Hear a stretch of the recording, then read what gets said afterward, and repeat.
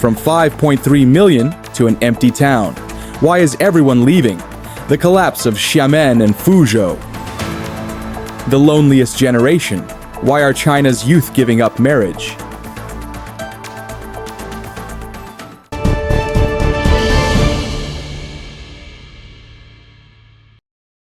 Where did 5.3 million people go? Xiamen, once a booming economic gem and tourism hotspot, now looks like a ghost town. What actually happened? And why are people fleeing so fast?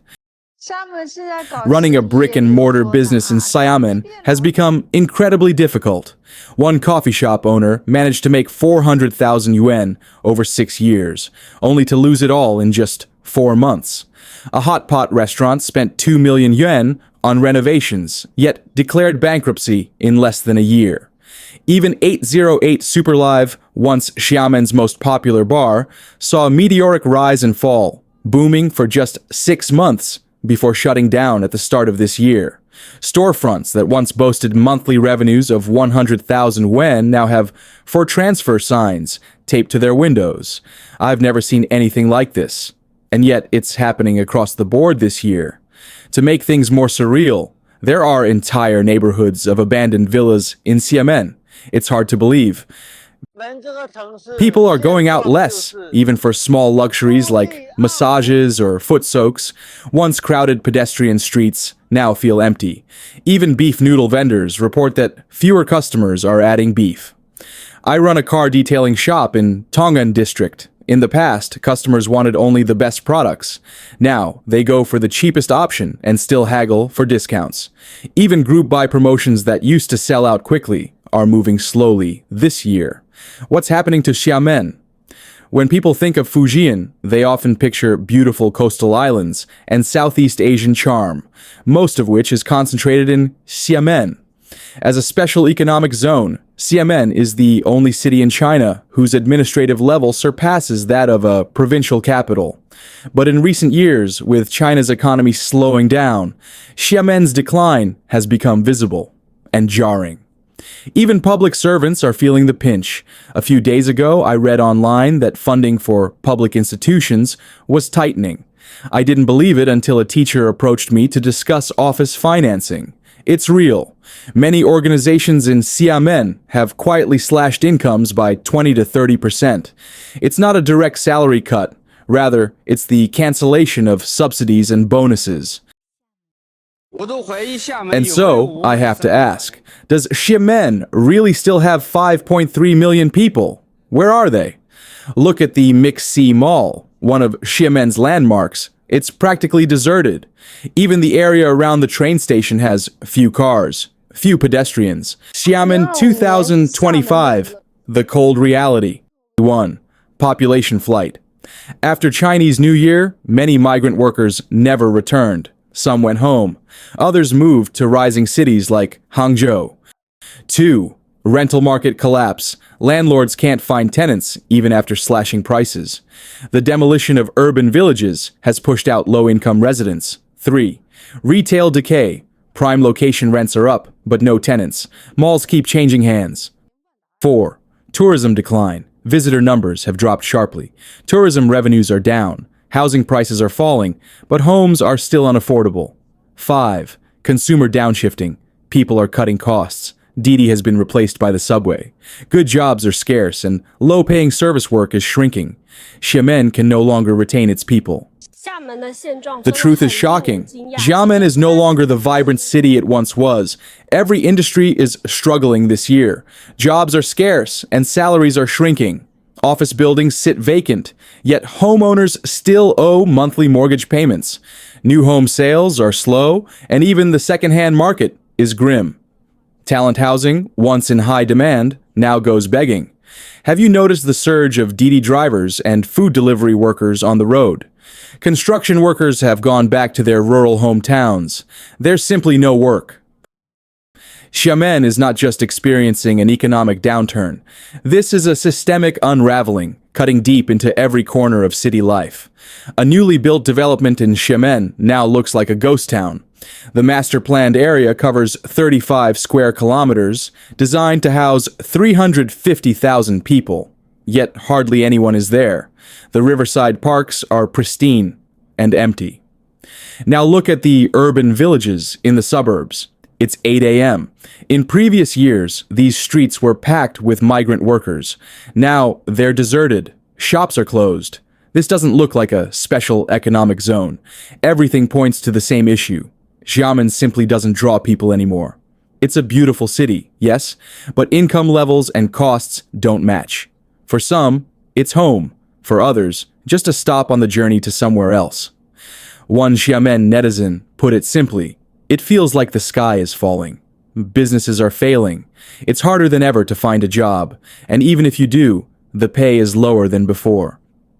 Once bustling shopping streets are shuttered. Even major malls are declaring bankruptcy.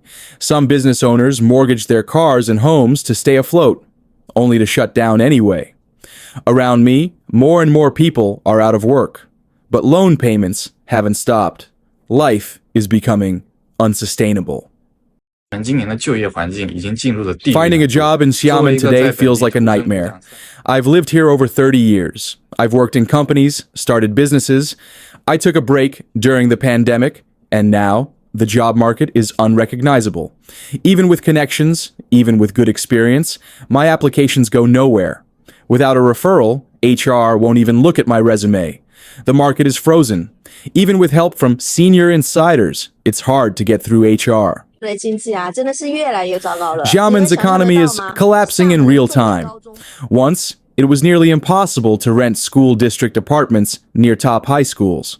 You had to book a month in advance and still pay 3,000 to 4,000 yuan for a two-bedroom. Now my friend just found one within an hour. Dozens were available. No one wants them.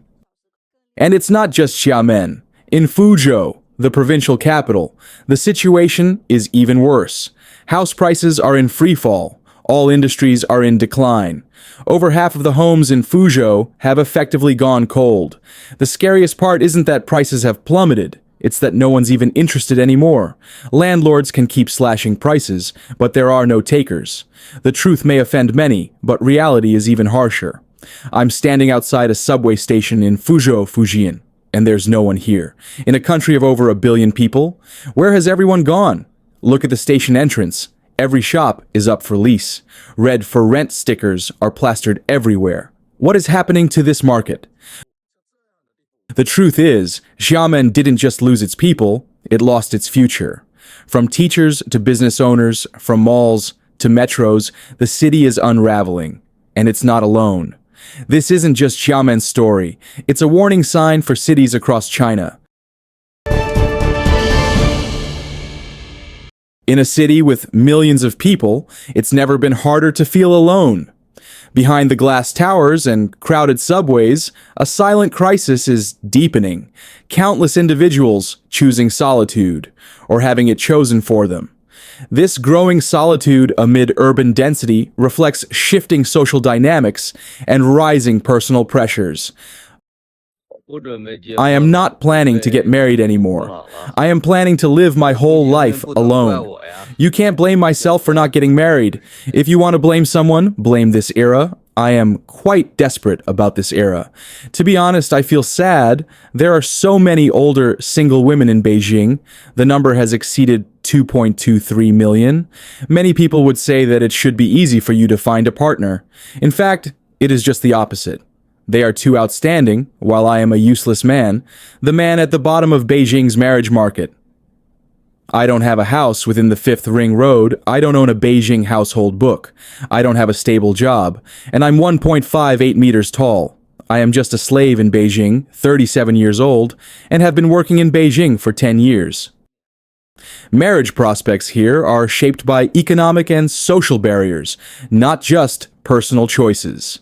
Due to factors such as China's economic downturn and social injustice, more and more young people do not want to get married. China's marriage rate has been declining almost continuously over the past decade and plummeted by nearly 21% last year. The internet celebrity Chongqing single brother, who advocates lying down, gathered several older singles to live in seclusion in a mountain villa. The video of Singles Villa became a hit for a time. Recently, Bachelor Brother suddenly announced that Bachelor Villa was disbanded due to force majeure. An older woman has never married because she feels that getting married will lower her living standard. I will never get married. The biggest reason why I don't want to get married is that marriage doesn't have what I need. I have my own house, I can drive my own car, and I can earn money, but I can't find any reason to get married. On the contrary, getting married will lower my living standard. The money I earn will become the common property of the two of us. I have to balance family and work at the same time, and even have to prevent the man from cheating and catching the mistress. The thought of this makes me feel overwhelmed. For many women, economic independence shifts the cost-benefit of marriage, and often the costs seem too high. I don't want to be bothered by the trivialities of life, nor do I want my emotions to be influenced by others. I just want to leave time for myself and do what I like. Some people may feel lonely when they are alone, but nowadays, don't many couples at home just play with their phones and not talk to each other? I am not saying this to persuade you not to get married. It's just that for me, marriage is not a necessity, and I am more accustomed to living alone. There are also many happy marriages, but not everyone is so lucky. In fact, there are disadvantages to not getting married. Everything has two sides. I was happy when I was young, and I won't complain about no one caring about me when I'm old. I suddenly don't want to get married and have children at all. I started dating a boyfriend a few months ago, and he is probably the one I most want to marry. Our next-door neighbors are a young couple with a child who is about 2 or 3 years old. I saw that girl's life. She cleaned, cooked, and took care of the children every day. Occasionally, I ran into her when I went out, and she looked unhappy most of the time. Her hair and clothes were also very casual, probably because she hadn't spent any time or money on herself for a long time. There are 2 kindergartens downstairs where I live, and every day at 4 p.m., you can see a long queue of people waiting to pick up their children. This scene reminds me that if I get married and have children in the future, I will have to spend more than 3 hours every day cooking, eating, and cleaning up the dishes. Then I will have to pick up the children at 4 p.m. every day and stay with them after taking them home until they fall asleep at 9:30. In this situation, if I want to take time to do my own things, it would be too tiring. It makes me feel devastated just thinking about the possibility that my in-laws would come and get involved in and interfere in my life when I am too busy to take care of everything. If you want to be a mother who is responsible for your child's physical and mental condition, this situation will probably continue until your child enters junior high school, which is 12 years. I suddenly realized that marriage is not as wonderful as I imagined. I imagined a marriage where 2 people can be happy and harmonious every day. I can send him a message when I feel lonely, we can watch movies and play games together at night, and we can go out and play together on holidays. But the reality is that there are suddenly a lot more interpersonal relationships and conflicts to deal with. This stark contrast between idealized marriage and lived reality fuels many young people's doubts about the institution. China is rapidly entering the super single era, and this trend has attracted widespread attention. According to the China Population and Employment Statistical Yearbook, 2023, as of 2022, the number of single people in China has exceeded 240 million, and by the end of 2024, this number may reach 300 million. The unmarried rate of the population over 25 years old has reached 70.8%, or more than 70%.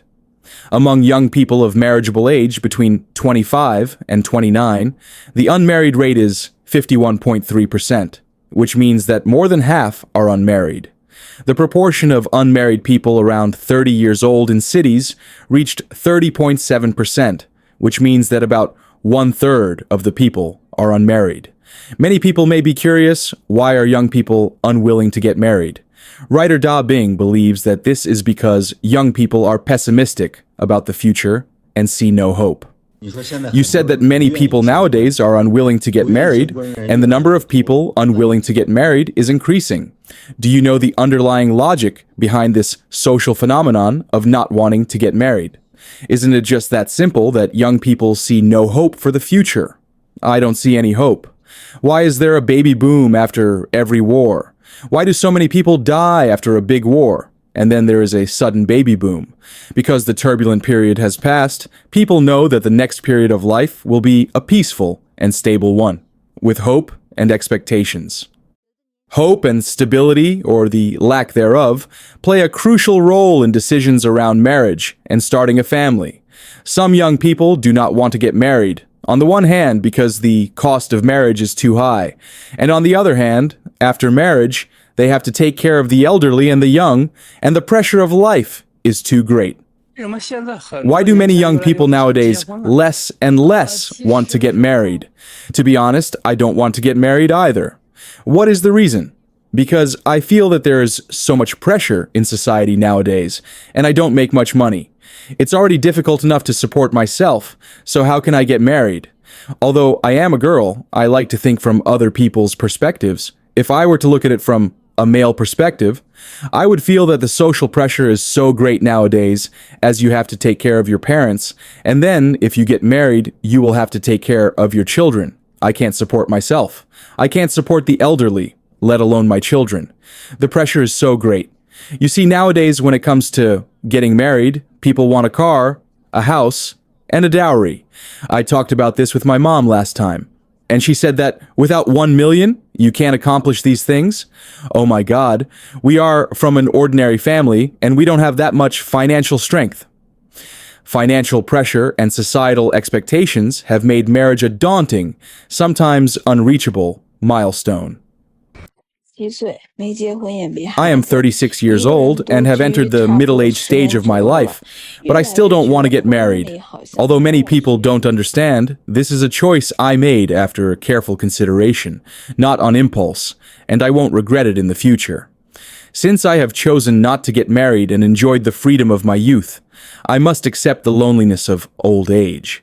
I am not afraid of having no one to take care of me when I am old and sick. After all, no one can be with you for a lifetime, and the journey of life is about meeting and parting. As a single person living alone, I live a very free life. Today, on the weekend, I slept until I woke up naturally and got up at 10 o'clock. After making the bed, I will go and clean the room.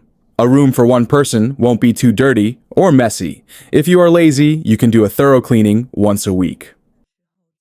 In a world more connected than ever, the rise of singlehood reveals deep economic and social challenges.